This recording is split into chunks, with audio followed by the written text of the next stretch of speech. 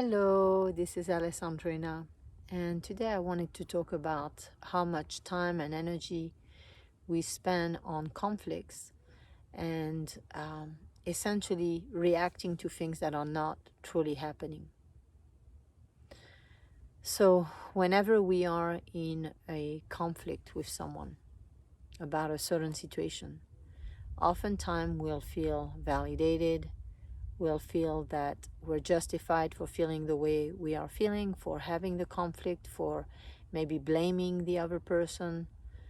maybe feeling resentful, feeling angry, feeling judgment, and all kinds of other things that can be processing in our system, all kinds of different energies and emotions. And in those moments of conflict, and in those moments where we are reacting to a projection, it's very important to keep in mind that that's what we are doing, that we are truly reacting to a projection that we have about the situation, the event, the person. And so to hold a space where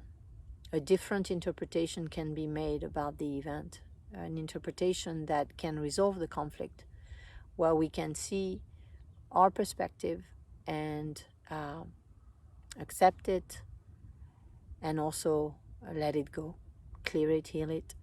And we can also hold a space for the person that we're in conflict with, and realizing that what we're projecting onto them or onto the relationship or onto the event is not necessarily what is. So that we can become aware of our own process of projection and the lens that we are operating from when we are in conflict. The different interpretations that we've made, the different what's called simulacra recording, as if it was real, as if something that we project and record is actually truth, when it's really just a recording, a copy of a recording that's not even the truth. So when we can humbly and vulnerably go through this process of evaluating what are we projecting in that moment, what is essentially being interpreted and then projected onto the situation, once we go through that process of reconciliation of our own process of interpretation and projection, then we can release that. We can realize that what we might be interpreting and projecting comes from the past, comes from past pain, past memories that we have not resolved yet. And therefore, it's not really what's happening right now. So that helps us to essentially release the part of us that is reacting to our own projections and our own interpretations. So if you hold that space every time you have conflict, and you are open to what you're interpreting and what you're projecting not being true, not being real, not being what is, then you can allow yourself to become aware of what truly is, what is happening within you, what is happening within the other person that is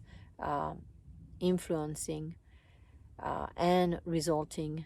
in the conflict, in the energy dynamics and the emotions between you and that person. And that's greatly liberating, because oftentimes what we're doing is we're just repeating cyclically the same conflicts over and over again. And you may have noticed that in your own life, that you might be repeating the same misunderstanding, the same conflict, the same argument, either with the same person or with different people in different ways. And when that becomes more obvious to you, more transparent to you, when you're more aware of it and conscious of it and mindful of it, then you have a way to resolve it, and therefore to start feeling better, connecting more deeply, collaborating, teamworking, and finding peace and finding solutions to your conflicts, finding resolution by understanding that what is being projected is not reality, it's not the truth. I hope this reflection is helpful, and that you